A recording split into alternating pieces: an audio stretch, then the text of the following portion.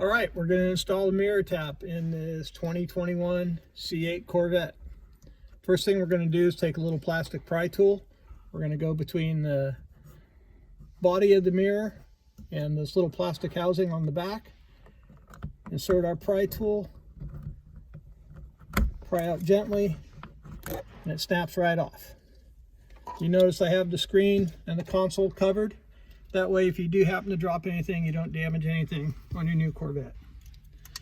Here's our MirrorTap.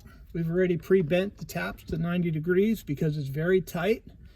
I'm going to go ahead and install black to black, red to red. I'm going to start with the red lead. I'm going to go on the bottom of this one because we want to get the best possible fit that we can, so it'll stay nice and tight. And there we are. I'm going to kind of block the video here for a second so I can get in to get a good look at the black lead.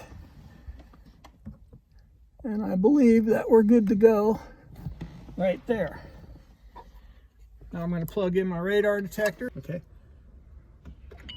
All right, so you always want to make sure you have power to your detector before you put everything back together. And as you can see, we're good to go. Now it's just going to be a matter of snapping the cover back on. And your MirrorTap installation is complete.